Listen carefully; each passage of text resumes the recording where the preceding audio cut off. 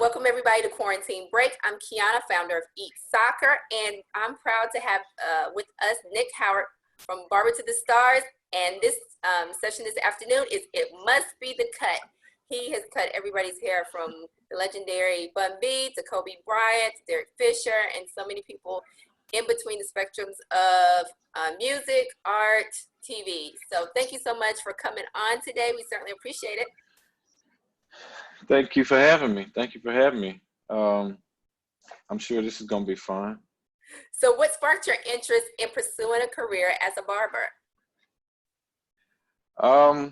Well, initially, I didn't pursue an opportunity to be a barber.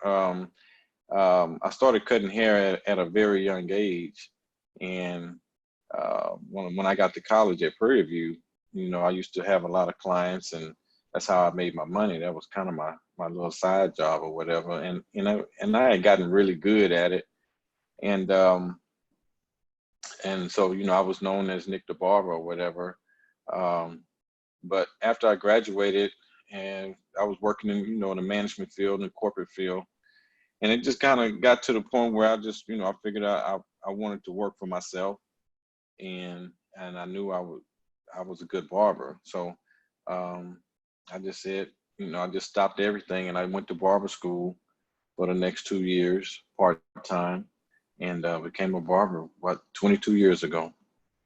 So when you started out, you said you were fairly young. Were you like 8, 9, 10, or were you in your teens when you got? I was 12. I was 12 years old, and my best friend that lived on my street, he came down the street and brought some clippers with him, and he was like, "Hey man, my mama says she's not taking me to the barbershop anymore. You got to cut my hair." And I was like, I don't know how to cut hair. He said, "Well, that's all we could do. That's all I got is you." So we figured it out. I didn't mess him up, the first couple of times, and he has like really straight hair, like really fine straight hair, and for me not to mess him up or plug him, was hard in itself. But we were able to get through it, and I kind of just taught myself how to cut hair from there, and continued to get better, and started paying attention at the barbershop now. I'm looking and seeing what they're doing, seeing what they're using, and that's really how I got started. And at what point did you start cutting your own hair, or do you cut your hair? I'm assuming that you do. I would cut my hair, probably my own hair, when I was in college. And yeah, I was in college, I believe, at Prairie View. So this was like the early 90s when I was probably doing that. And it was just one of those things, I could do it myself. Once I finished cutting everybody else's, my clippers were out, and we were doing something every weekend, and I needed a lot of haircuts. So I figured out how to do it using a camera. I mean, not a camera, but using a mirror and holding the clippers, and it wasn't that hard. It took some time, but once I learned how to cut hair, I was good after that. Were there any other competing barbers at PVU when you were there? And if not, or if so, what did you do to make yourself stand out? Well, there was one other barber. I hadn't heard of him yet, but I knew that everybody charged, like back then they were charging $3 for a haircut. And but I knew I was better than all of these other barbers that whoever was cutting this head and that head. And so I charged $5. Okay. And so, and I would, walk around campus going to class and stuff, and I would set appointments, like that. So I've been going by appointments for a long time, but it was just one guy that I would always see him with it was like his hair was never out of place. And I was like, how is this dude doing this? And I'm looking, because I'm a barber now. I look at people's heads now, and so lo and behold, I finagle a way to become his suite mate like the next semester, you know. And so now I know who he is, and that he's the other guy that people talk about. And so I make sure we in the same corner, in the same bathroom. I told him, hey, look, you and I supposed to be the best on the campus. You know, let's just run a whole barbershop through this thing.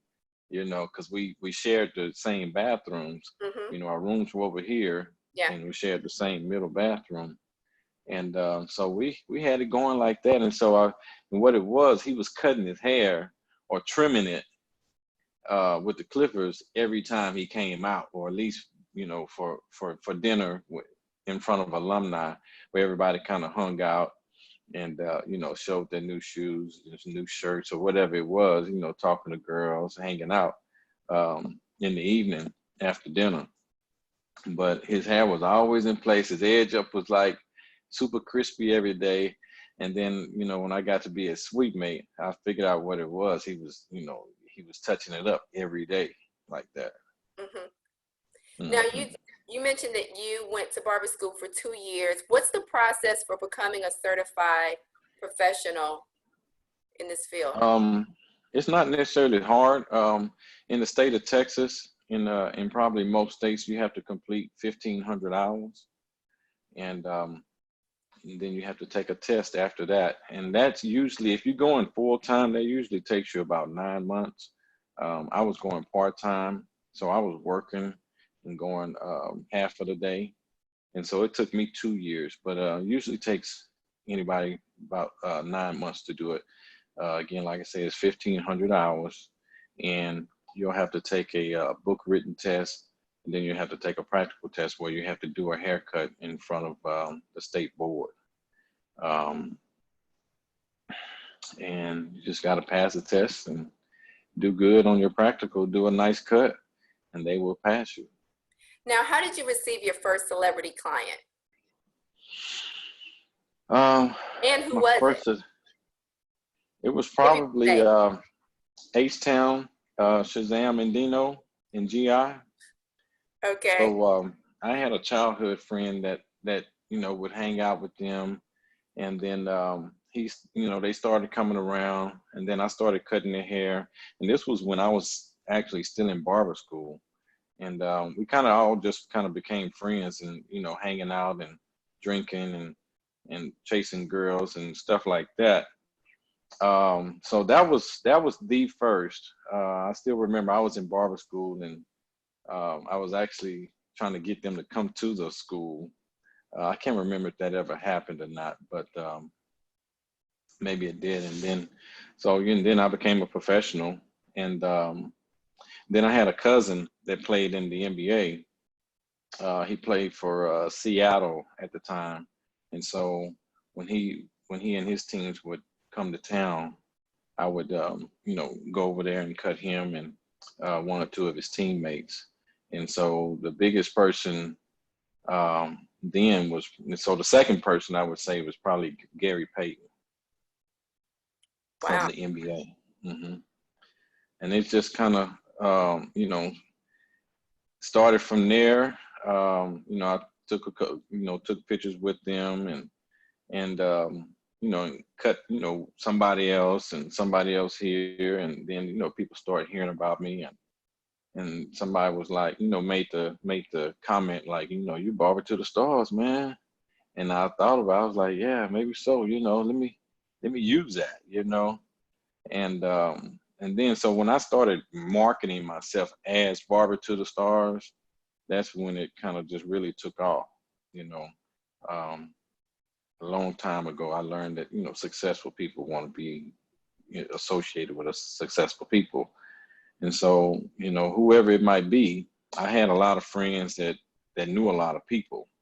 But whoever it might be, they want to know who's supposed to be the best barber in Houston or whatever, and they just need a cut, and they don't want to get messed up. And so, you know, you would start to hear my name, Barber to the Stars, and you know, a lot of times I wouldn't even know where the referral was coming from or how this person got my phone number or what.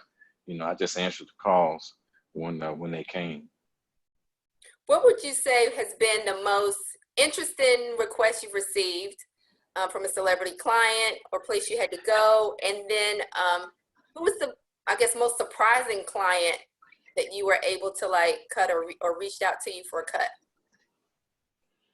Well, the biggest is Kobe Bryant. You know, we all know we just lost Kobe Bryant. Um, but yeah, Kobe Bryant, and the way that he found me was through Derek Fisher. You know, they both played for the Lakers, and I don't think Derek Fisher was playing. He was probably playing for Utah Jazz at this time.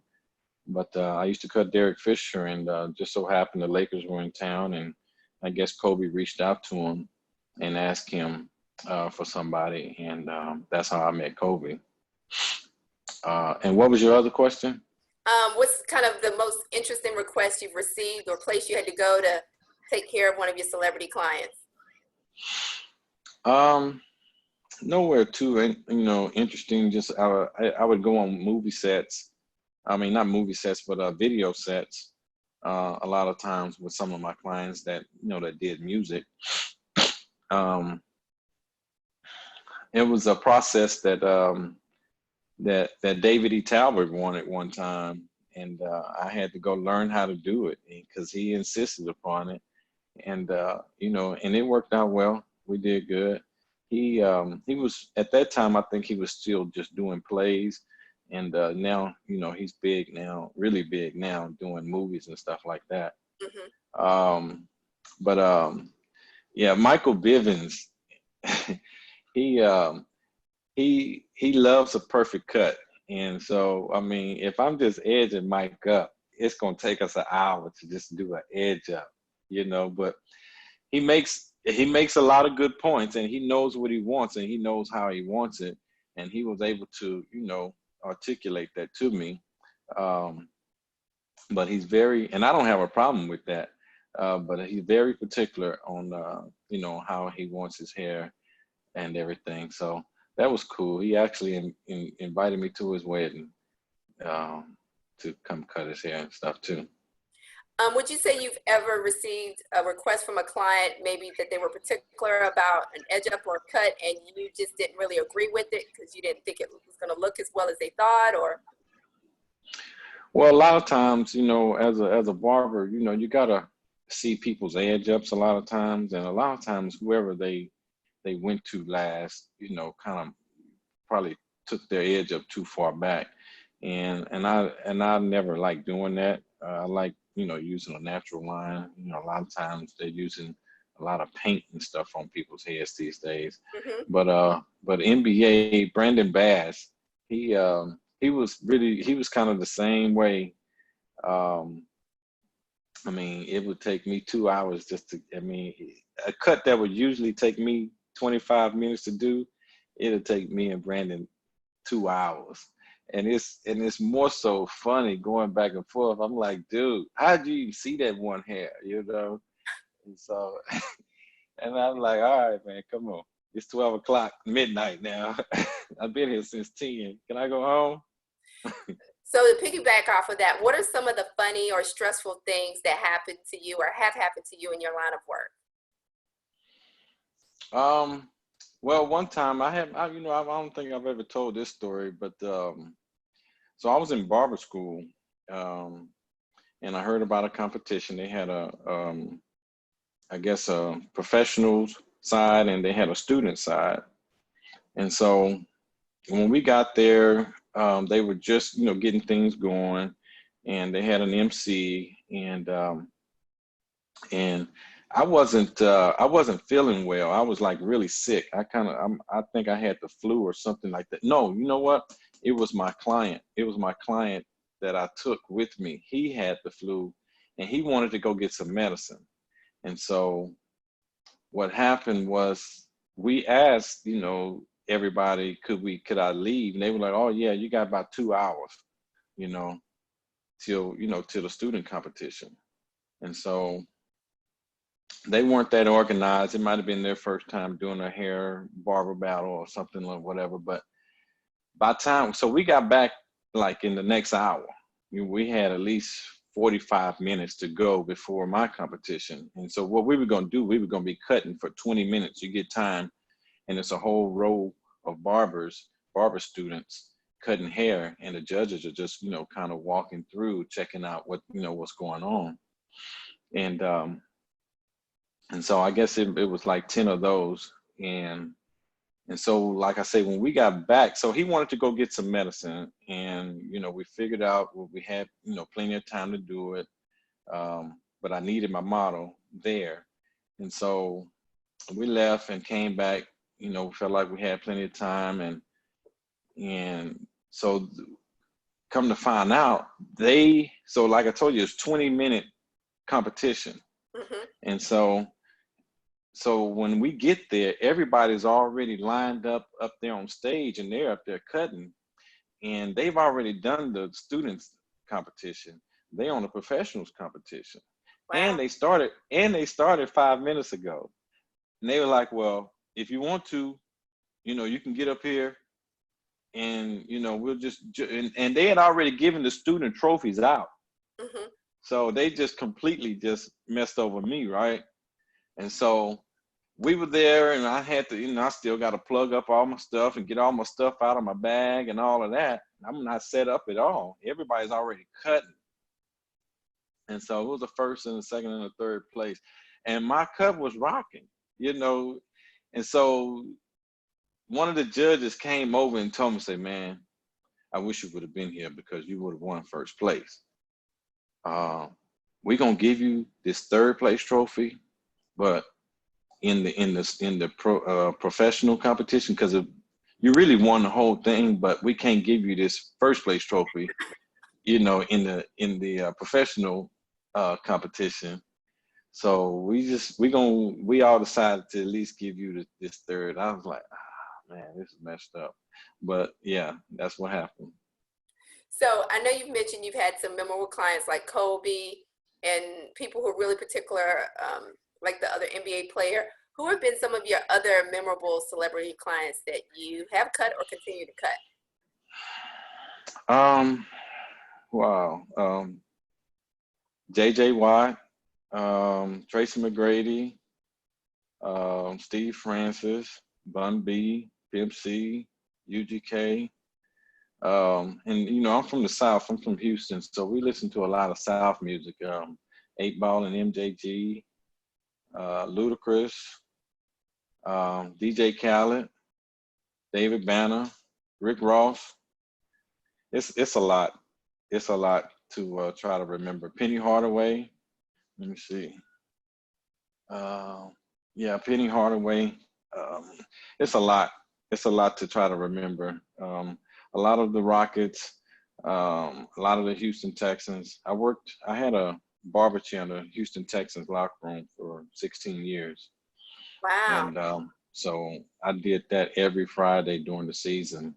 And so just about every player that came through the Texans locker room, I probably cut them.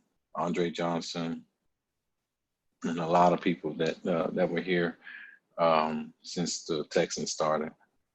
So what are some of the tools or things that you do to stay up to date with your line of work? Well, I never really, I just kind of stayed in my lane and did my own thing.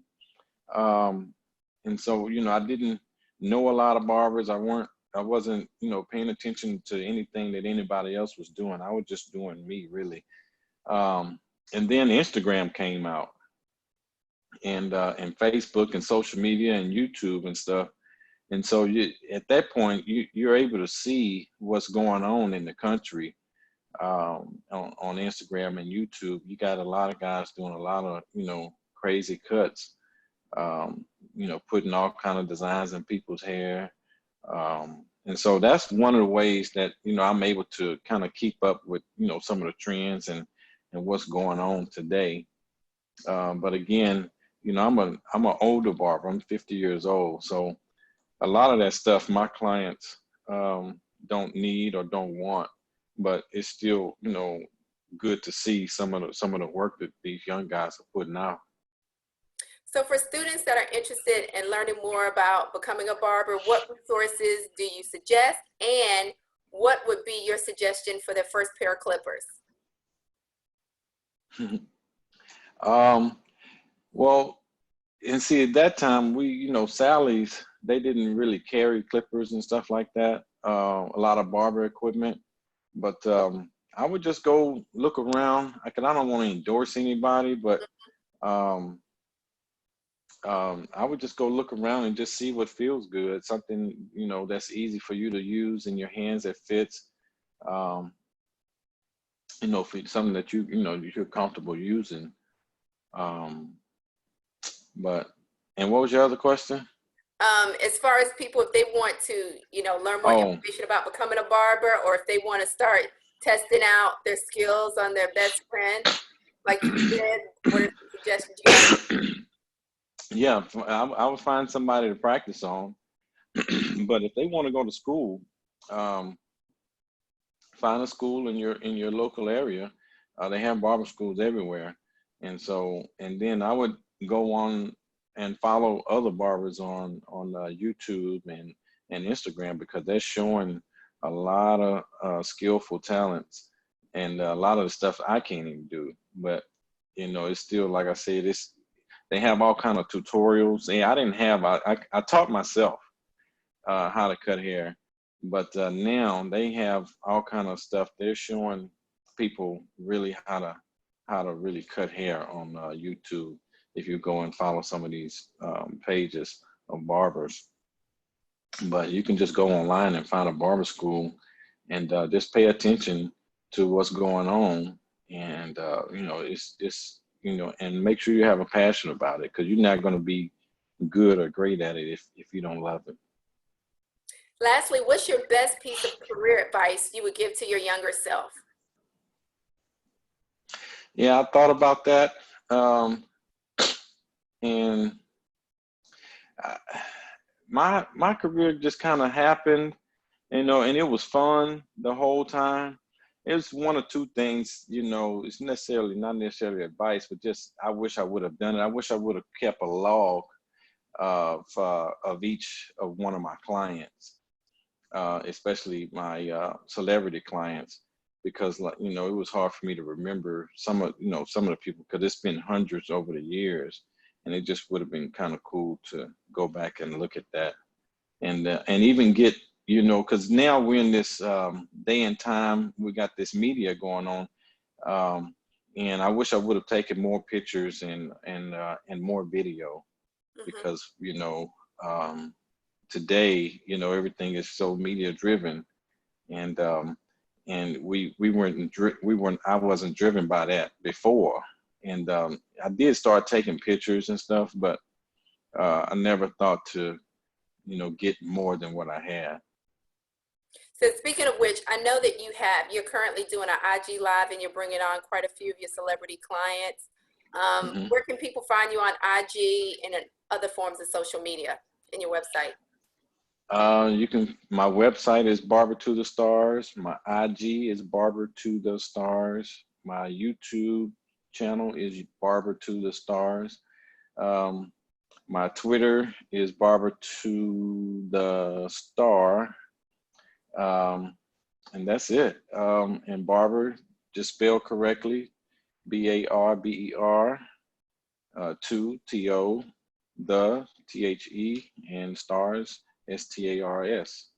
So you can do a search for me. I would love for y'all, to follow me on Instagram and let me know that you saw me on this podcast. Awesome. Thank you so much for sharing your inspirational journey with us, Nick the Barber.